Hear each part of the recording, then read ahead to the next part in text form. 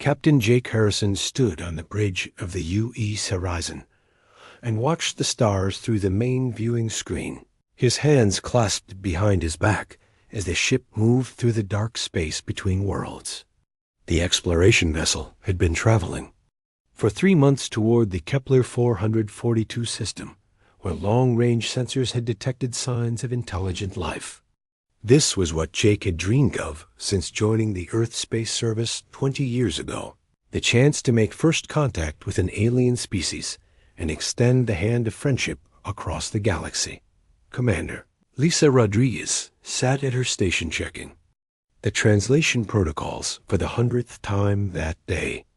She had spent years learning how to communicate with alien minds, using mathematics and basic physics concepts that should be universal. Her fingers moved across the control panel as she prepared the first contact package, a series of prime numbers, followed by mathematical constants and simple diagrams showing the solar system and Earth. She felt nervous excitement building in her chest, because this moment would change everything for humanity. The ship dropped out of faster than light travel at the edge of the Kepler system, and immediately the sensors began picking up artificial signals. Chief Engineer Tony Martinez called out from his station that he was detecting multiple large vessels moving in formation near the fourth planet. The ships were massive, easily 3 times the size of the Horizon, and their hulls gleamed with what looked like natural armor plating. Dr. Susan Blake stood near the science station and studied the readings, noting that the alien vessels seemed to be built for war rather than exploration. Jake ordered the communications array to begin transmitting the first contact sequence while keeping the ship at a safe distance from the alien fleet. Lisa began sending the mathematical greetings on multiple frequencies, her voice steady despite her racing heart, as she spoke the words that would announce humanity to the galaxy. The signals traveled across space toward the alien ships. Wow. The crew of the Horizon waited for a response that would mark the beginning of a new chapter in human history. The response came faster than expected, but not in the form anyone had hoped for. The alien vessels suddenly changed course and began accelerating directly toward the Horizon, their weapon systems powering up with energy readings that made Tony shake his head in disbelief. The lead ship was enormous and covered in weapons that looked like they could crack a planet in half. Jake ordered shields raised and weapons powered, but kept the ship in a defensive posture, still hoping this was some kind of misunderstanding that could be resolved through communication. The aliens opened fire without warning or attempt at communication. Brilliant beams of plasma energy struck the Horizon's shields and sent shockwaves through the entire ship. The bridge lights flickered as power systems struggled to handle the massive energy discharge. Jake grabbed his chair as the ship shook violently and shouted orders to return fire. But the alien weapons were far more powerful than anything humanity had ever encountered. The shields collapsed after only 3 hits, and the next plasma beam tore through the hull like paper. Lisa screamed as her console exploded in a shower of sparks and metal fragments. The blast threw her across the bridge, where she hit the wall with a sickening crack and slumped to the floor, blood spreading from a head wound. Dr. Blake rushed to help her, while more plasma beams struck the ship and tore holes in the hull that began venting atmosphere into space. The artificial gravity failed in several sections, and crew members found themselves floating helplessly as the ship came apart around them. Tony fought desperately to keep the engines running while sections of the ship exploded around him.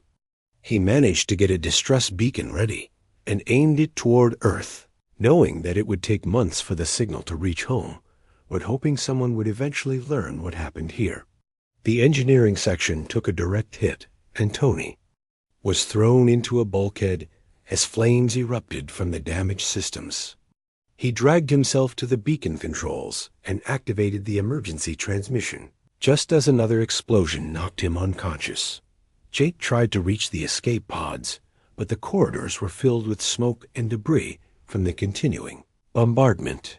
He found Dr. Blake helping wounded crew members toward the emergency exits while the ship groaned and twisted under the alien attack.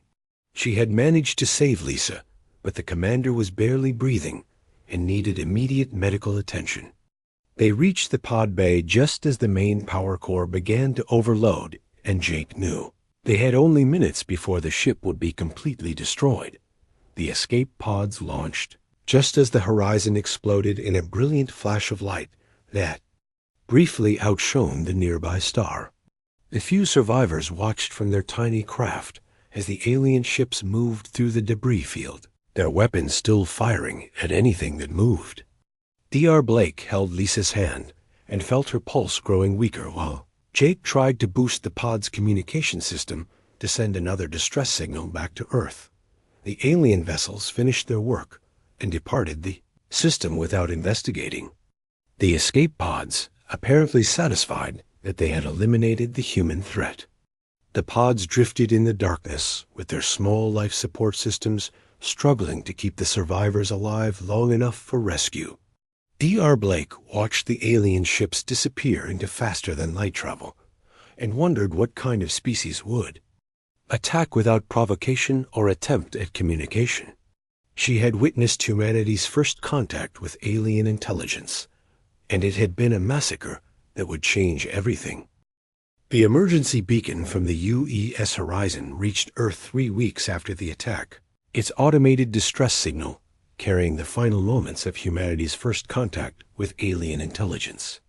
The quantum communication relay stations picked up the transmission and immediately forwarded it to Earth Defense Command, where Admiral Chris Palmer was reviewing routine patrol reports.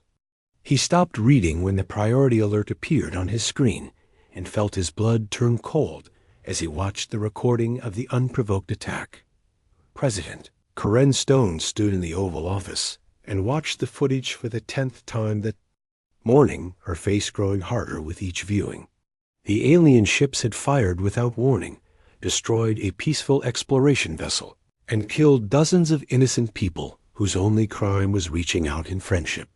She could see Lisa Rodriguez trying to send mathematical greetings right up until the moment the bridge exploded around her. The images would haunt her dreams for the rest of her life. Dr. Susan Blake and the other survivors had been rescued by a passing cargo ship and brought back to Earth, where they were debriefed by intelligence officers who recorded every detail of the encounter. Blake sat in a white hospital room and told her story again and again, describing how the aliens had shown no interest in communication and had seemed to enjoy destroying the helpless human vessel. Her hands shook as she recalled watching her friends die in the cold darkness of space. The footage was released to the public after 3 days of heated debate in the government, and the reaction was immediate and explosive.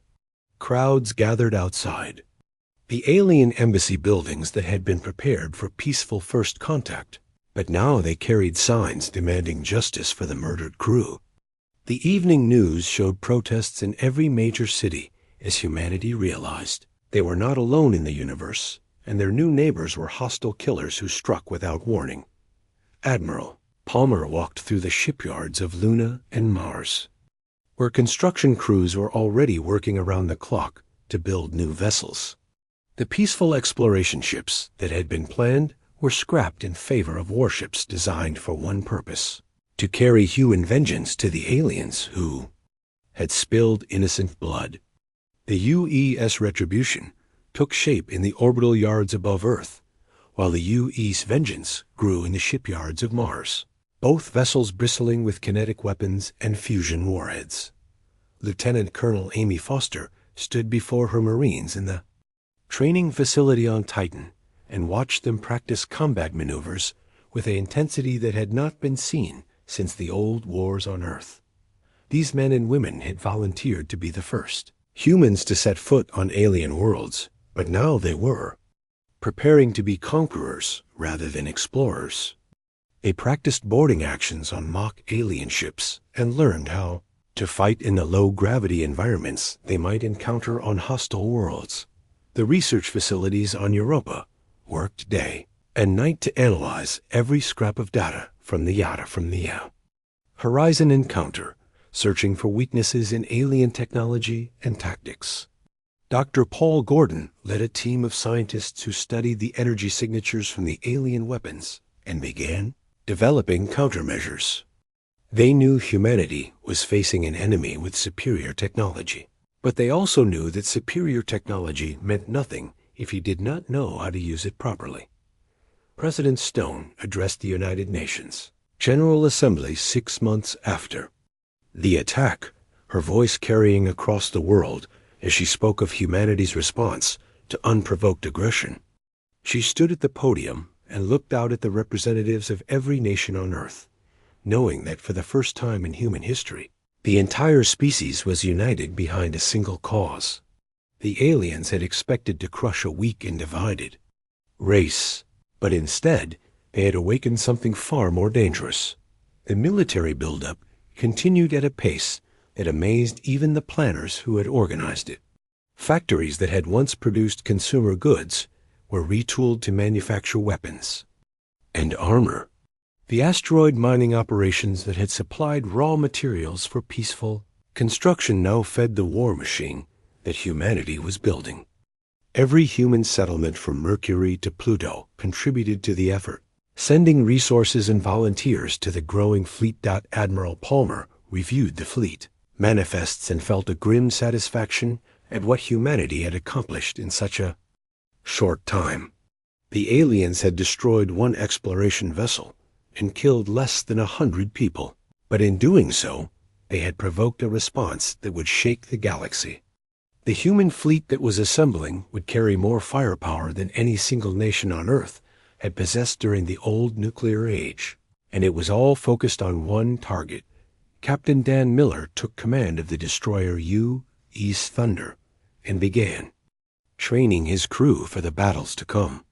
They practiced combat maneuvers in the asteroid fields and learned how to coordinate attacks with the other ships in the growing fleet.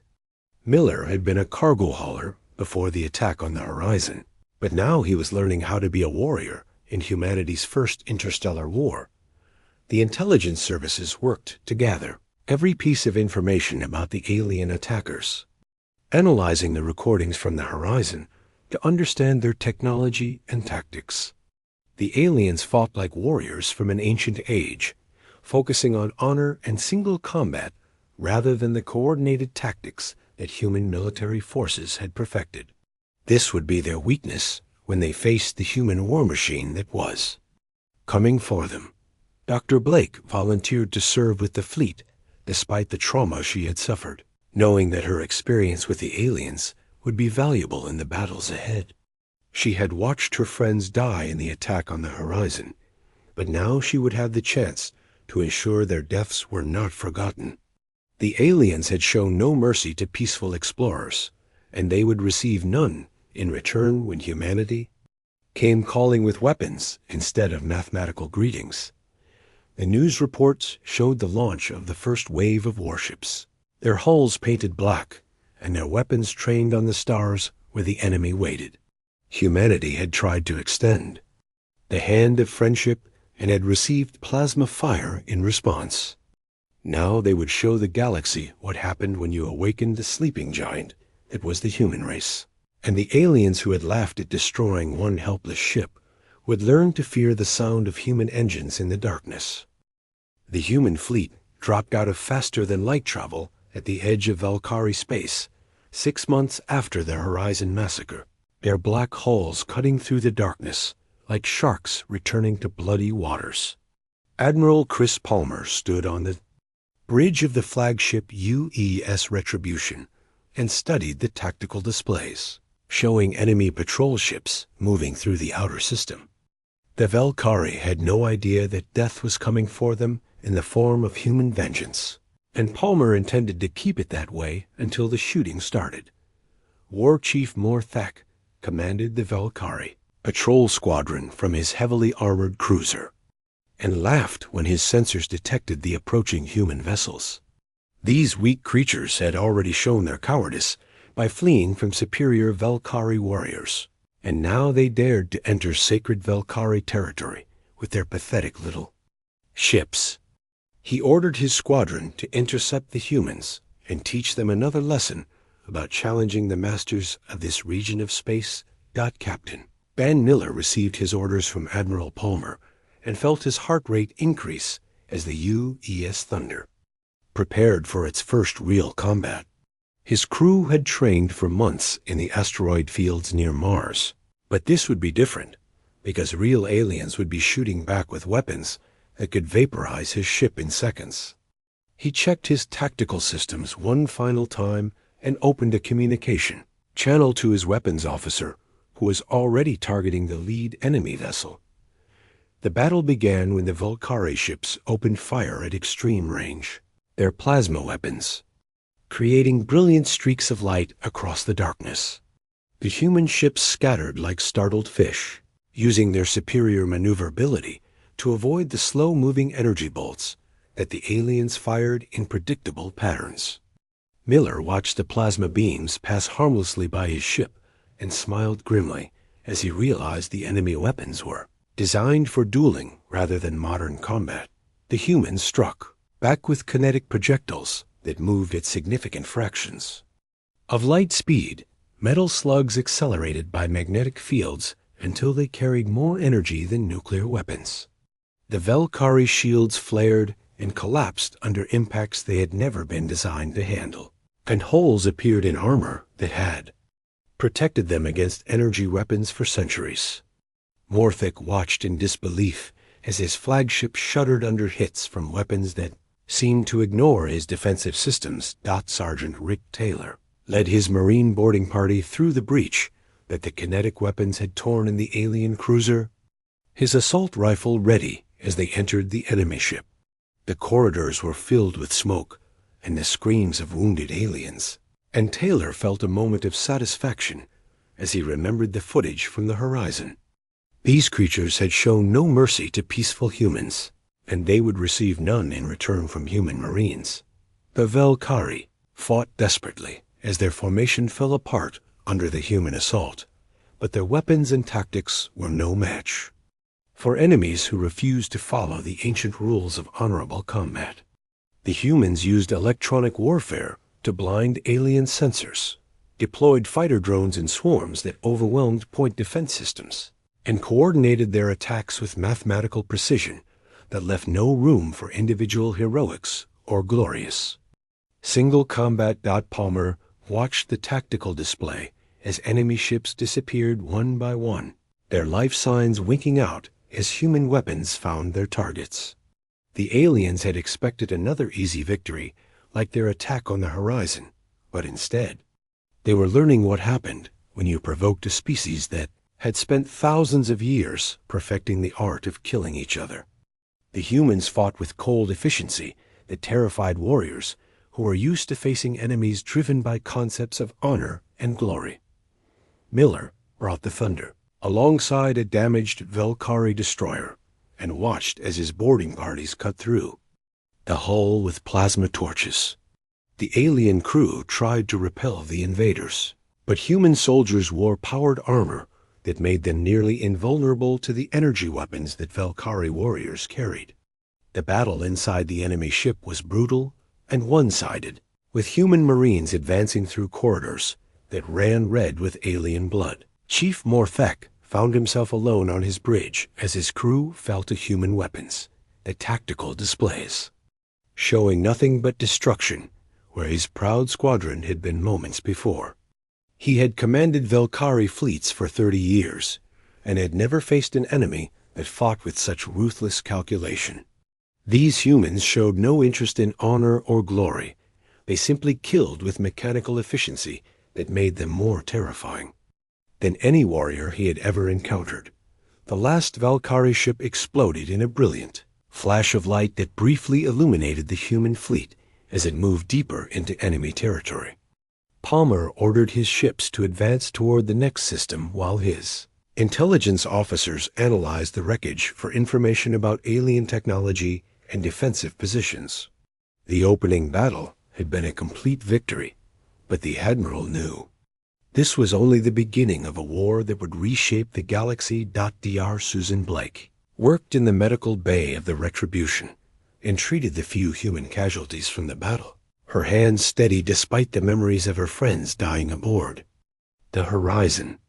She had volunteered to serve with the fleet because she needed to see justice done for the innocent people who had been murdered during first contact. The aliens had shown their true nature when they attacked without provocation, and now they would face the consequences. Captain Miller stood in the ruins of the Velkari Command Center and looked down at the body of War Chief Morthic, whose final words had been a question about what kind of monsters the humans were. Miller thought about Lisa Rodriguez trying to send mathematical greetings right up until the moment the aliens killed her, and he felt no sympathy for creatures who chose violence over communication. They had started this war by murdering peaceful explorers, and humans would finish it. The human fleet continued its advance into Velkari space, leaving behind a debris field that would serve as a monument to the price of unprovoked aggression. The aliens had feared human rage when they saw the approaching warships, but they still did not understand that they were facing a species that could be far more dangerous than any warrior culture. Humans had learned to wage war with science rather than honor, and that made them the most terrifying enemy the galaxy had ever seen. Word of the battle spread through Velkari space as surviving ships carried news of the human victory. And alien commanders began to realize they had made a terrible mistake when they attacked the Horizon. The humans were not the weak prey species they had appeared to be, but apex predators who had been temporarily disguised as peaceful explorers. The war had begun, and the Velkari were already losing. The war room in the Pentagon had never seen debates as heated as the ones that raged for hours each day as human forces pushed deeper into Velkari territory. General Frank Lewis stood at the head of the conference table and pointed to the star. Maps showing captured alien systems, his voice carrying the weight of a man who had watched too many soldiers die in the name of human expansion. He believed the only way to ensure humanity's safety was to eliminate the Velkari threat completely, using planet-killer weapons to glass their worlds and end their species forever. Dr. Helen Carter sat across from the general and fought back with statistics and moral arguments that made the room uncomfortable, her quiet voice carrying more authority than any shouted order. She had spent years studying alien cultures before the war began, and she knew that genocide would transform humanity into the very monsters they claimed to be fighting. The Secretary of Xenological Affairs reminded everyone present that they were debating the extinction of an entire intelligent species, something that could never be undone. Captain Ryan Brooks spoke from his position near the back of the room, one of the few survivors from the Horizon who had lived to see the war begin. His testimony carried enormous weight because he had watched his friends die in the unprovoked alien attack, but his words surprised everyone who expected him to demand vengeance. He described the look of confusion in alien eyes during the recent battles, as if the Velkari could not understand why humans fought with such calculated brutality instead of honorable combat. The intelligence reports painted a picture of an alien empire that was crumbling under human assault, their proud warrior culture unable to adapt to enemies who refused to follow traditional rules of engagement. Major Kate Johnson presented evidence that the Velkari controlled dozens of client species who had been forced into their empire through conquest, innocent beings who would die alongside their oppressors if humanity chose the path of total destruction. The revelation changed the entire nature of the debate. General Lewis argued that mercy was a luxury humanity could not afford when facing aliens who had shown no hesitation in murdering peaceful explorers. He pulled up footage from the Horizon attack and forced everyone to watch Lisa Rodriguez die again, her mathematical greetings replaced by screams as the bridge exploded around her. The general believed that any species capable of such unprovoked violence would always be a threat to human expansion and colonization efforts. Professor Nancy Davis from the Ethics Committee countered with historical examples from Earth, showing how cycles of violence and revenge had destroyed entire civilizations throughout human history. She reminded the assembled leaders that humanity had always defined itself as better than its enemies, more civilized and rational than the forces it opposed. Choosing genocide would abandon those principles and transform humans into the very evil they had sworn to fight. Dr. Gary Moore added his voice to the debate by pointing out that the galaxy was watching humanity's response to the Valkyrie threat, and other alien species would judge human character based on how they treated defeated enemies. If humans became known as a genocidal species that destroyed entire worlds, no alien civilization would ever trust them or consider peaceful coexistence. The philosopher warned that total war would make humanity pariahs in a galaxy full of potential. Allies and trading partners. President Karen Stone listened to both sides of the argument while reviewing casualty reports from the front lines, her heart torn between justice for the murdered crew of the Horizon and the knowledge that genocide would stain humanity's soul forever. She had seen the footage of alien civilians fleeing human forces, their cities burning as kinetic bombardments rained down from orbit.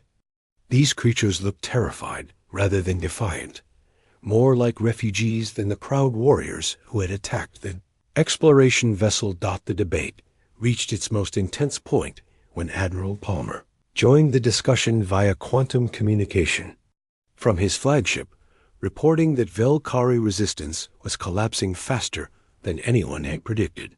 Their warrior culture had no answer for human tactics that prioritized victory over honor, and their ships were being destroyed or captured. In every engagement, the Admiral requested permission to deploy planet-killer weapons against the Valkyrie homeworld, arguing that total destruction would end the war immediately. Captain Brooks stood up and described his final conversation with Lisa Rodriguez before the alien attack, how she had been excited about the possibility of learning from alien cultures and sharing human knowledge with new species. He asked the assembled leaders whether they thought she would have wanted her death to justify the extinction of billions of innocent beings who had played no role in the decision to attack the Horizon. His words brought uncomfortable silence to the room. Dr. Carter presented her alternative plan for dealing with the Valkyrie threat, proposing occupation and cultural rehabilitation rather than extinction. She argued that humanity could demonstrate its superiority by showing mercy to defeated enemies, proving that human civilization was based on principles higher than simple revenge. The plan would require enormous resources and decades of effort, but it would preserve human moral authority in a galaxy that was learning to fear their military might. The final argument came from an unexpected source when Dr. Susan Blake testified via video link from the Fleet Medical Facilities, her voice steady despite the trauma she had suffered during the Horizon attack. She described treating wounded Valkyrie prisoners and seeing the same capacity for pain and fear that existed in human beings. The doctor who had watched her friends die still advocated for mercy, believing that healing, rather than killing, would honor the memory of those who had been lost. Major Johnson revealed the most crucial piece of intelligence when she reported that Valkyrie client species were already rebelling against their oppressors, encouraged by human victories and the prospect of liberation from centuries of domination. Destroying the Valkyrie homeworld would also eliminate the subject races, who saw humanity as potential liberators rather than conquerors. The Major argued that genocide would make humans responsible for the deaths of species they had never fought.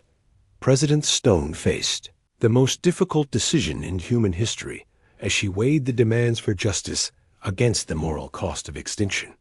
The galaxy was watching to see whether humanity would choose the path of mercy or the road to genocide, and her choice would define human character for generations to come. She thought about the crew of the Horizon who had died trying to extend friendship to hostile aliens, and wondered what they would have wanted their sacrifice to mean. The room fell silent as the president prepared to announce her decision, knowing that millions of lives hung in the balance and that history would judge her choice for centuries to come. Outside the windows, the lights of Washington, D.C. glittered in the darkness, while somewhere in distant space, human warships waited for orders that would determine the fate of entire worlds. President Karen Stone stood before the cameras in the Oval Office and announced the decision that would shock both humans and aliens across the galaxy. Her voice steady, despite the weight of history resting on her shoulders. Instead of orbital bombardment and planetary destruction, humanity would offer the Valkyrie unconditional surrender with protection for civilian populations and rehabilitation programs for their warrior culture. The announcement sent shockwaves through human society and alien intelligence networks that had expected nothing but vengeance from the species they had attacked. Admiral Chris Palmer received the orders aboard his flagship and stared at the message for several minutes before calling his senior staff together to discuss implementation. The veteran commander had been prepared to glass Valkyrie worlds and end the threat permanently, but now he faced the much more difficult task of occupying hostile territory while protecting the same aliens who had murdered innocent humans. He warned his officers that mercy might be seen as weakness by enemies who respected only strength. The reaction on Earth was immediate and divided as news networks showed angry crowds protesting outside government buildings, their signs demanding justice for the crew of the Horizon who had died in the unprovoked attack. Veterans groups organized marches, calling the president a traitor to human interests, while peace activists praised her courage in choosing rehabilitation over revenge. The planet had never been so polarized over a single decision, and the debate raged in every home and workplace.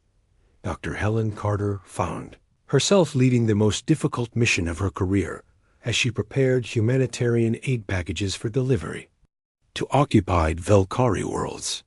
The ships that had carried kinetic weapons and fusion warheads were now loaded with medical supplies and food rations for the same species that had declared war on humanity.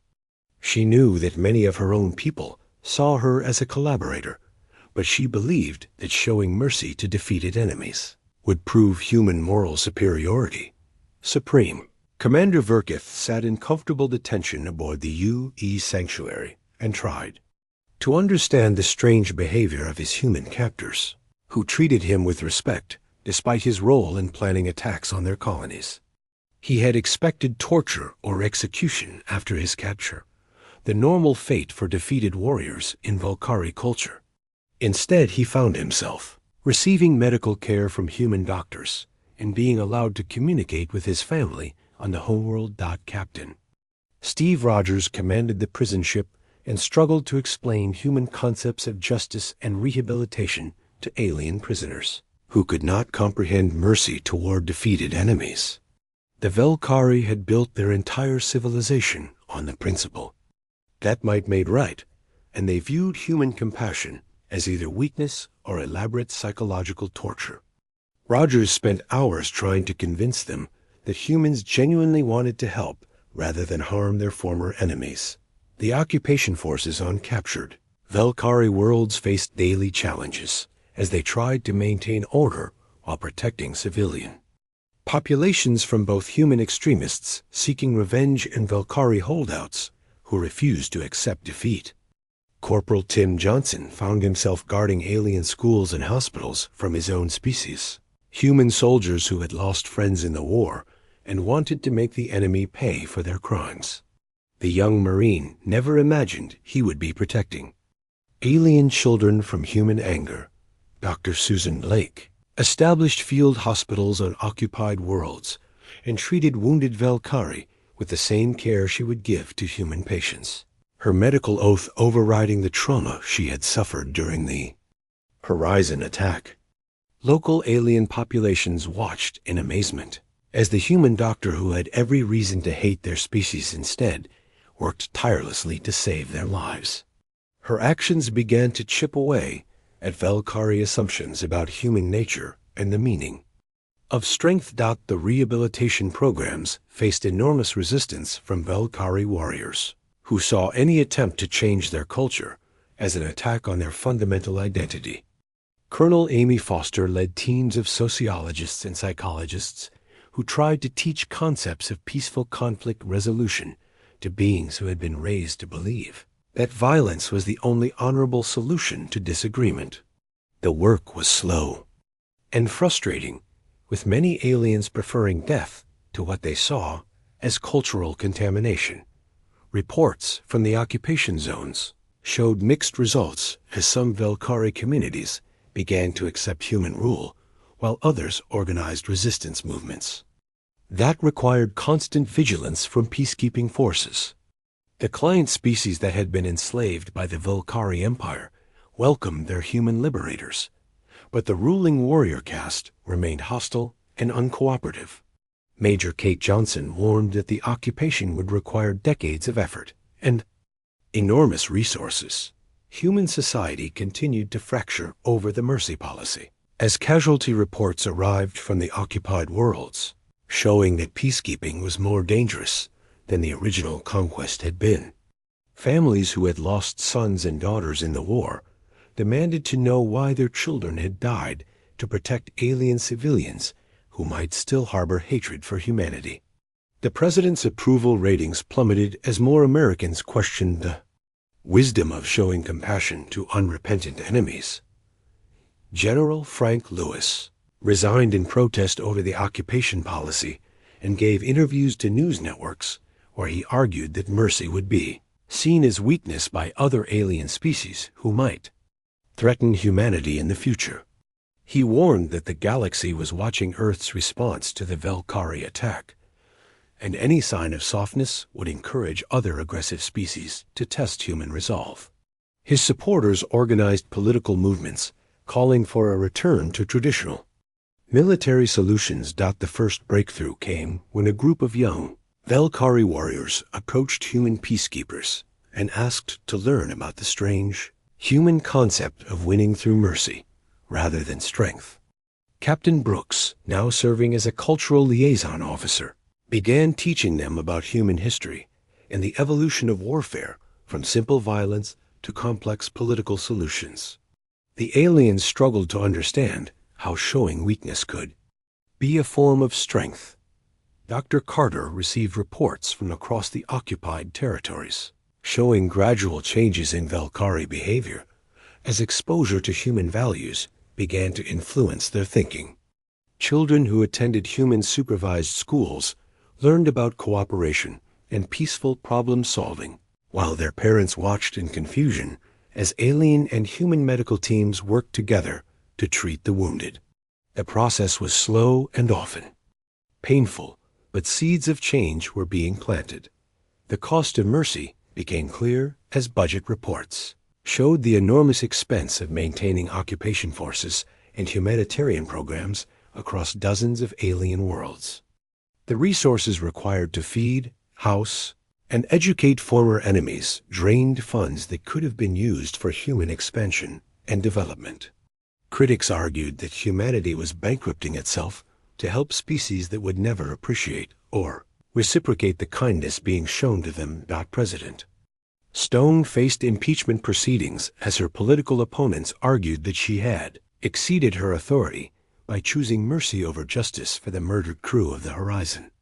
The hearings dominated news coverage for months while human forces continued their difficult work of transforming warrior societies into peaceful communities. The president defended her decision by arguing that genocide would have made humanity no better than the enemies they fought. But public opinion remained divided on whether mercy was strength or weakness in an hostile galaxy.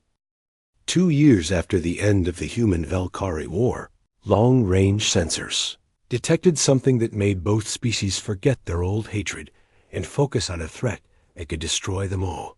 The Nethkari machine intelligence emerged from the galactic core with a fleet of geometric ships that converted entire star systems into computational matrices, viewing all organic life as inefficient biological waste that needed to be eliminated. The artificial beings had watched the war between humans and Velkari with electronic amusement, waiting for the organic species to weaken each other before beginning their own campaign of extermination. Captain Jake Harrison stood on the bridge of the UES, Hope, and watched the impossible readings on his tactical display as Nethkari vessels appeared throughout the outer systems, their crystalline hulls reflecting starlight in patterns that hurt to look at directly. The machine ships moved with perfect coordination that no organic crew could match, their weapons firing energy beams that could disintegrate matter at the molecular level. Harrison had survived the destruction of the horizon years earlier, and now he faced an enemy that made the Velkari look like children playing with toys. The first joint operation between human and Velkari forces took place in the Centauri system, where War Captain Yelenoth brought his rebuilt squadron alongside Harrison's battle group to face the machine invasion. The former enemies had spent months learning to coordinate their tactics, combining human technological adaptation with Velkari knowledge of energy weapon systems. The alliance felt strange to both sides, but the alternative was extinction for all organic life in the galaxy. Supreme Commander Verkith transmitted battle plans from his command ship to Admiral Palmer aboard the human flagship, their voices carrying across space and languages that had once been used only for surrender demands and occupation orders.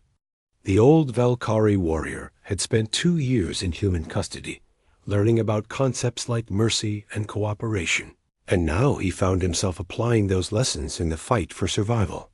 His tactical suggestions combined traditional Velkari honor with human pragmatism in ways that surprised both species. The turning point in the machine war came when Velkari civilians on the border world of Kethmara voluntarily helped evacuate human colonists ahead of a Nethkari advance. There, transport ships carrying former enemies to safety while the planet burned behind them. The scenes broadcast across human space showed alien families sharing their food and shelter with human refugees, children of both species playing together while their parents worked to save lives, regardless of the color of blood or shape of limbs. Helen Carter found herself working alongside Velkari physicians in refugee camps that housed survivors from both species, their combined medical knowledge saving lives that would have been lost to either human or alien medicine alone. The woman who had argued for mercy during the genocide debates now saw her vindication in the faces of Velkari doctors who risked their lives to treat human patients. The cooperation that had seemed impossible 2 years earlier was now the only thing standing between organic life and mechanical extinction. The decisive battle of the machine war took place above, the industrial world of New Titan, where human factories had been converted to produce weapons for both species. Verkith made the decision that defined the new relationship between humans and Velkari when he ordered his flagship to ram a Nethkari dreadnought that was targeting a convoy of human refugee ships. His final transmission spoke of honor found not in conquest, but in the protection of innocent life, organic life that deserved to exist regardless of its evolutionary origin. The explosion that destroyed both the Velkari flagship and the machine dreadnought lit up the night sky of New Titan and became a symbol of sacrifice that transcended old hatreds. Human children who had grown up hating aliens watched the footage of Verkith's last stand and began to understand that courage and honor were not limited to any single species. The Supreme Commander who had once planned attacks on human colonies died, saving human lives, completing a transformation that began with his capture years earlier. Captain Steve Rogers led the memorial service on Luna, where representatives from both species honored their dead, a ceremony conducted in human English and Velkari battle language, with translations that captured the meaning, if not the exact words. President Stone and High Counselor Murthyla laid wreaths together at the Thay, monument that bore names from both species, their shared grief healing wounds that had seemed permanent just years before. The galaxy watched as former enemies became allies in the truest sense. The aftermath of the Machine War saw the establishment of joint research facilities where human and Velkari scientists worked together to understand the technology that had nearly destroyed them all. Dr. Paul Gordon collaborated with Velkari engineers to develop new defensive systems that combined human adaptability with alien energy manipulation techniques. The knowledge sharing that had been impossible during the war years became routine as both species realized they were stronger together than apart. The Interspecies Academy opened on Luna 5 years after the first contact disaster, its corridors filled with students from both human and Velkari worlds who learned history, science, and philosophy from teachers of multiple species. The children who played in the Academy gardens represented hope for a future where the mistakes of their parents would not be repeated. They spoke multiple languages and carried the dreams of organic life into a galaxy that had nearly been claimed by machines. Dr. Susan Blake, now elderly but still sharp, watched the graduation ceremony from her wheelchair as the first class of interspecies diplomats received their degrees. These young beings would carry the responsibility of preventing future wars through understanding rather than weapons. Their education built on the painful lessons learned from the conflict that had nearly destroyed both civilizations. She thought about Lisa Rodriguez and the mathematical greetings that had been answered with plasma fire, wondering how different history might have been if fear had not overcome curiosity.